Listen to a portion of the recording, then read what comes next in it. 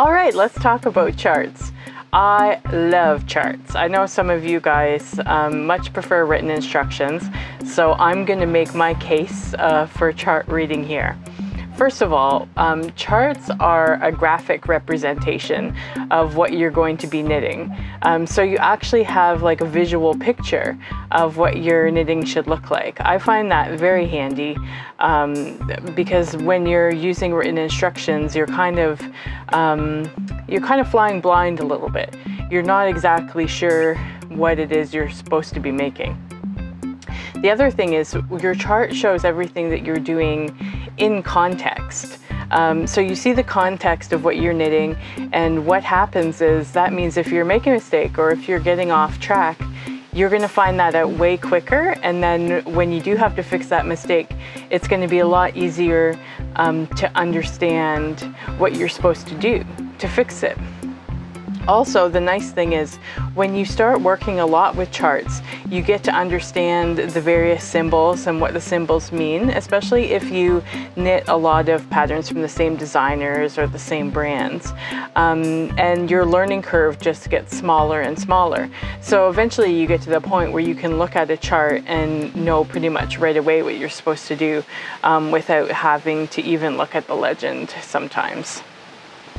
So that is that's my sales pitch for charts. I hope that you'll give charts a chance. I'm going to go through a specific example with you now, and I'm going to break down the anatomy of a chart and give you all my tips for working with charts. Let's take a look at an actual chart. Brooklyn Tweed has graciously allowed me to show the chart from their first gables hat pattern. It's one of the BT by Brooklyn Tweed patterns. And these patterns are designed to be sort of back to basics, beginner level patterns that are going to help bed you into different skills. So this one in particular focuses on cables, and it takes 2 balls of arbor. And if you want to give it a try, the pattern is actually free with yarn purchase. So what we're going to do is I'm going to take us over to the cable motif chart, and we're going to zoom in here. Oh, there we go. Hopefully you can see that. So this here is our chart, and they've also provided written instructions as well, so you can pair if you like. So generally a chart is going to tell you how many stitches and rows or rounds and how many times you have to repeat per round. So this one here is 12 times per round, which means that you would go through this chart 12 times. And one easy way to keep track of that is if you put a stitch marker in between all of your repeats, if you're not quite comfortable yet with chart reading, or even if you are and you want it to be a little bit more mindless, you can use a round stitch marker just to mark all of your repeats. Just make sure that you use a unique marker for the beginning of the round if it's knit in the round. So we'll just look at the anatomy of this chart. So you can see that it's a number of squares. So each square represents 1 stitch in your chart, and then usually the rows are numbered like so, and sometimes even the stitches are numbered across the bottom. So generally speaking, a blank square like this represents 1 knit stitch. And all charts are going to have this guy here, which is your legend. It's kind of like when you read a map, you know, there's a legend that tells you what all the different symbols are. So this is telling us that a blank stitch is a knit stitch, and a gray stitch with a line through it equals a purl stitch. And this is our left cable cross. So you'll see that this symbol actually goes across 4 stitches. So that shows you that you need to involve 4 stitches in your cross.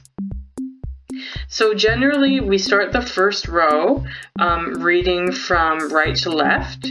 So in this case you would go knit, knit, knit, knit, knit. So we're knitting 5 stitches, purl, knit, knit, knit, knit. That's knitting 4 stitches, and then purl. And then this is where you would place your marker and then start back from the beginning.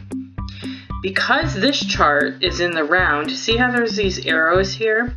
So that means that each row you're going to be working from right to left. Here again, from right to left, and then again from right to left. If you were knitting flat, you would start that first row from right to left, and then you would go up to the next row and come back from left to right because you're going back on the wrong side. And then all of these stitches would be reversed. So if you're working across the wrong side, a purl stitch would be a knit stitch, and a knit stitch would be a purl stitch. So some people find that with a chart they get lost. So what I would recommend, there's a few different ways that you can help keep your place.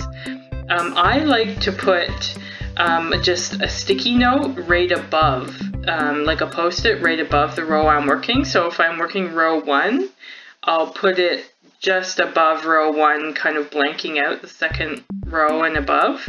And then as I move up, I'll keep moving the post-it upwards. And the reason why I put it on top is because I like to see what's happening below, because that's the context, and it provides a context for what you're working. So if you cover up what you did, it's hard to see how your stitches are supposed to fit in with the work that you've already done. Some people like to use highlighter tape as well, and that's kind of like a sticky tape that you can pull off and keep moving. And then one thing that's a handy thing to do also is just to write a note to yourself. When you put your work down, just write a note to yourself which row you left off on, so that you don't have to figure that out later. Okay, so we've looked through that first cables hat. Hopefully what I just explained to you made some sense, and now you're inspired to dig into charts, and maybe they're not as daunting as they once were. So I hope this video helped you out, and if you want to try this hat, we do carry arbor at the shop, and you can find us at www.needlesinthehay.ca. Thanks so much.